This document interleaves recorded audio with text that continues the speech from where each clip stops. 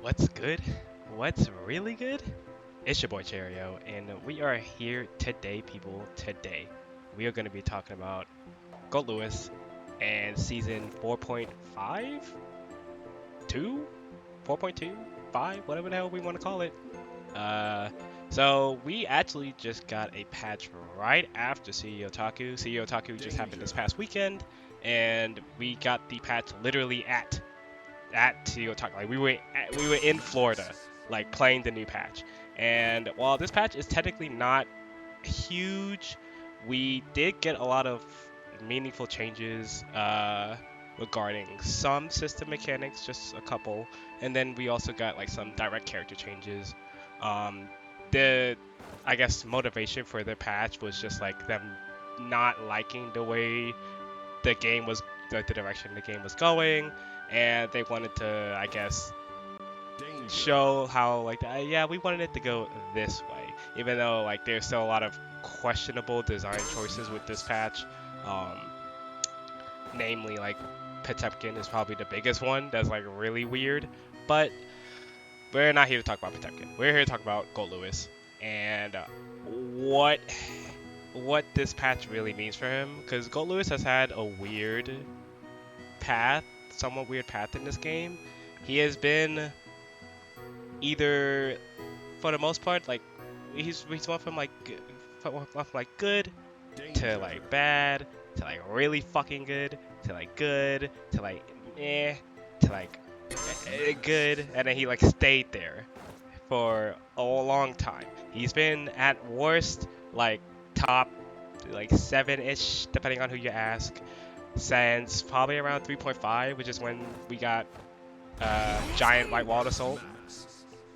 There's obviously been changes since then, you know, while assault doesn't guard crush or whatnot, but he has gotten other changes that has made him really good. So if we want to just talk about season 4 changes real quick, he got the ability to do behemoth cancels, which is very fucking strong. If we have her stop blocking for a second, this helps his routing a lot because he gets to do things like this. Just show it simple. So he gets to ignore the super. So he gets to do things like that. He also gets to utilize this during pressure, right? So he could do things like 248 E62, which is a very strong frame trap. It's like a 2-frame gap, which is really fucking insane. He also gets to do things like 684 268, which catches people mashing, and if you get counter hit by 268, you know that your life is forfeit. That's very strong.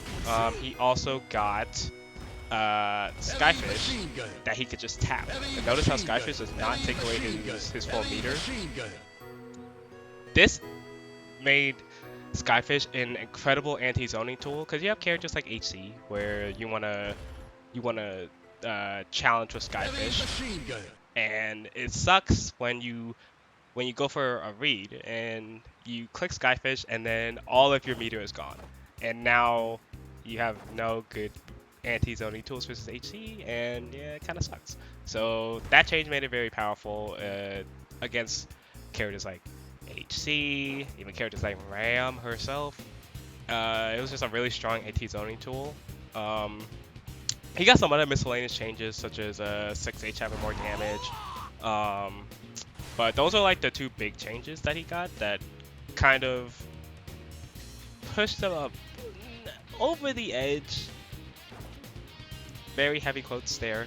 I think the character was like really strong in season 4, like launch season 4. I don't know if I would call him like, I don't know if I call him broken necessarily, because he still had like Goldlewis weaknesses, even though like some people might not think so.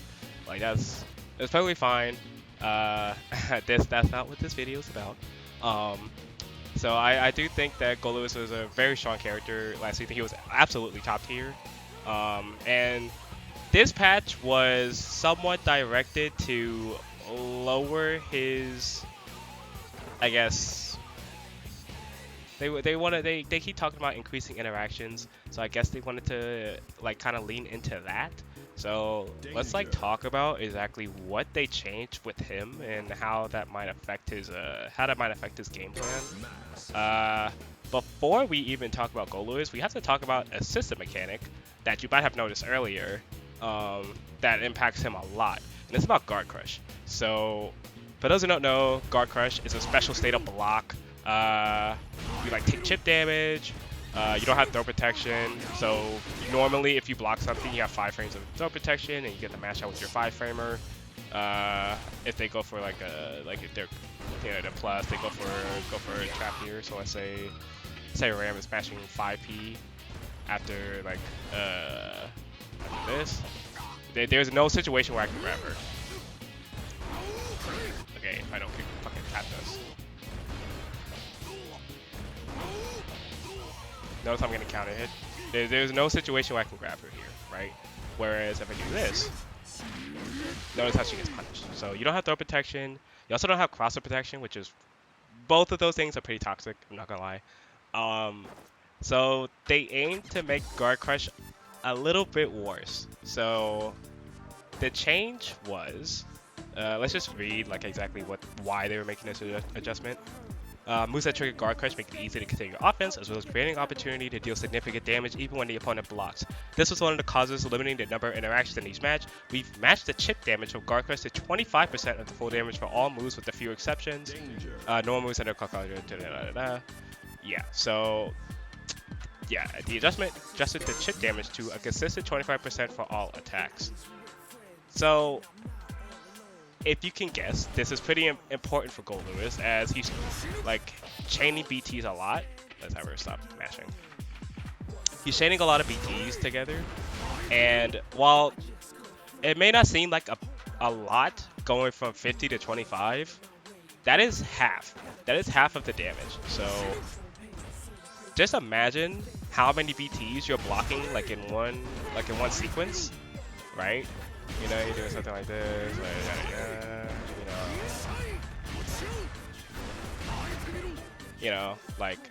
actually, let's make her like not out of regen health. So let's say she's doing, and she knows she's not emptying.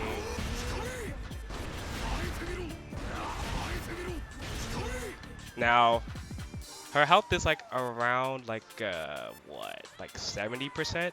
If this was last patch, it would be much lower. It would be under 50% probably, you know. So this is a big hit to him, obviously, because you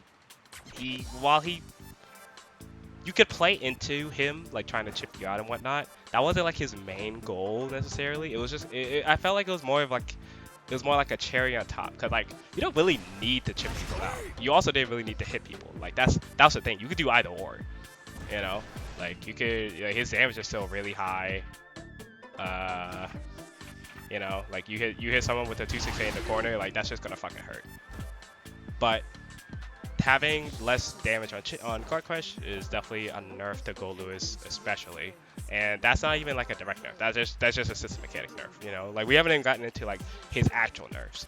So like let's actually talk about like what they did to him directly.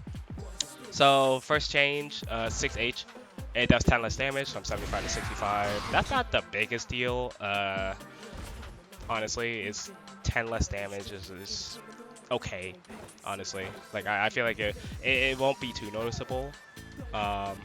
So let's talk about Behemoth Typhoons actually,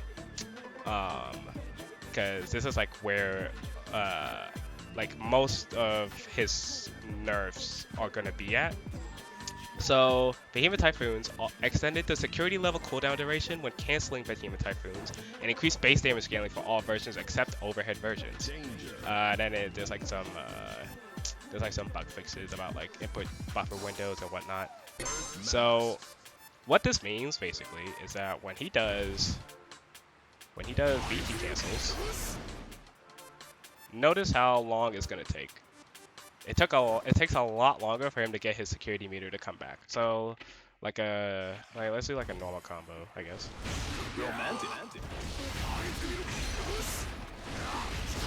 Got it. That was a boo-boo combo. But notice how like I still wasn't gaining the meter back, you know.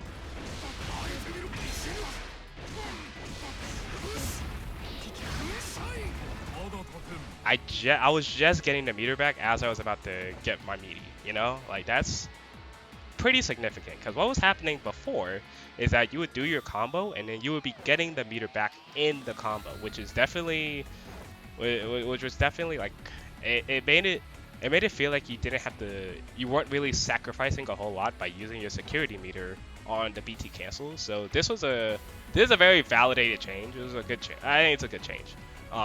This is something that I suggested before, was that you need a bigger penalty on behavior type BT cancels.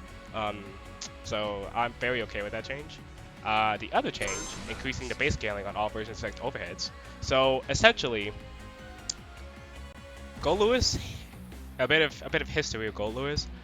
These BTs used to be 100 scaling, aside from the overhead BTs. So 486 and 862, they were both 90, I believe, while all the other ones were 100, which I know sounds fucking insane now, but we have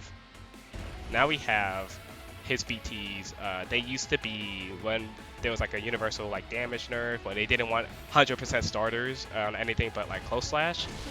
Like now, these BTs used to be they used to be 90%. Like this used to be 90, this was 90, that was 90 if I could do it raw, 90, and then overheads were 80. They're universal. Like this was like around like season like 3-ish, around there, or something like that. So now they have even more base damage scaling. So these are 80. Like all of them are 80 scale. 80% starters, I should say. Which does hurt his damage. It does hurt his damage a decent amount. The main thing about the scaling change is that not only is this hurting his damage on hit, but the guard crush change is hurting his damage on block. So he is, on paper, going to be doing a lot less damage, no matter the situation, right? Obviously, like his damage off of normals hasn't been touched. So like if he hits you like with a far slash, maybe this damage doesn't change. That doesn't change. It's just like when you're starting damage with BTs. So like if you're like frame trapping with let's say you're frame trapping with this is gonna do a little less. Let's see if I can actually do it.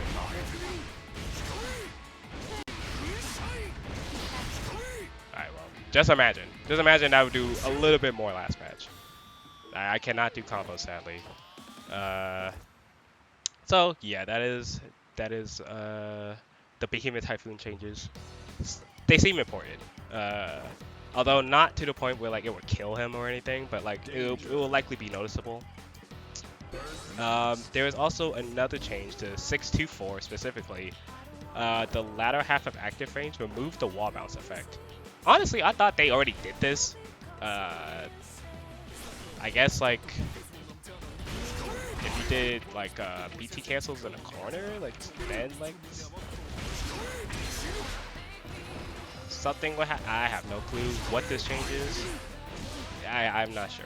This could be a buff or a nerf. I'm not really sure. I really thought they got rid of this when they started the BT cancel stuff, but I guess not. And the last change is actually also pretty important. It might be his biggest change, honestly. Thinking about it now, even compared to the Behemoth Typhoon change, is just Skyfish. They increased the recovery. So one thing that I mentioned earlier about Goldlewis is that he could just tap this and not commit too much because he didn't lose his full bar.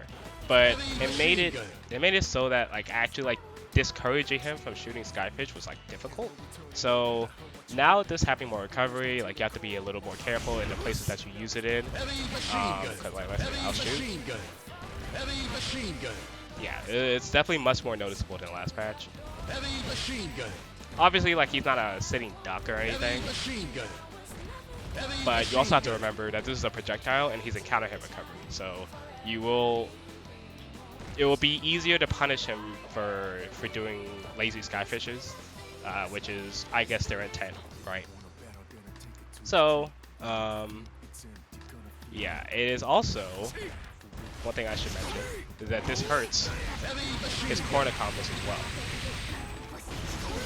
Normally, you could hit their tumble here. You can't do that anymore. Now, I'm pretty sure you have to hit with a button. Yeah, you have to hit with a button now, which is it hurts his corner conversions, and the extra recovery also basically means that you don't really get great Oki. You don't get the best Oki. You already didn't get the best Oki, but like it's definitely not as good as it used to be.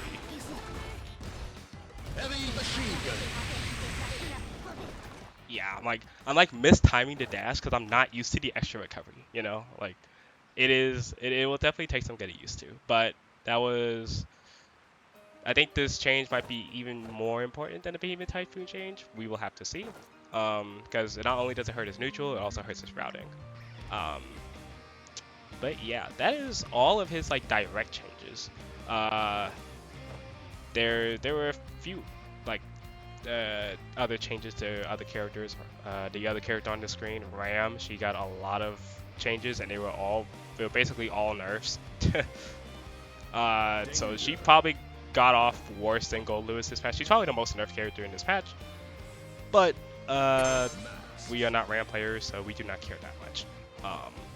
But my thoughts on Goldlewis is I thought he was very strong last patch, and I think he'll continue to be a strong character. I don't think this will really hurt him too much. His game plan, I think, is still intact. You can just play for like really good strike throw because you're looping Guard Crush, and as I said earlier, you lose Thornvuln or throw protection on Guard Crush, I should say. And you know, he still has drone, he still has JD. You know what I'm saying? Like Skyfish is still like good, even though you have more recovery on it. You know, his pressure is still very strong. Even though you do less damage on Guard Crush, it's still like some damage. Like they didn't like exactly massacre my boy, which I am happy for, because he was definitely like kind of problematic. I don't think he should have been doing like literally like everything he should have been doing last patch, which, you know, I think some people like think he should have been nerfed even harder. I think this is like a step in the right direction to like making him a little more tame. Although we will have to see, because we only had the patch for like a couple days, you know. But yeah, that is all from me. Thank you for watching. I appreciate it. If you want, you can subscribe to the channel, leave a comment, do what you need to do. But for now, I will catch y'all next time. Peace.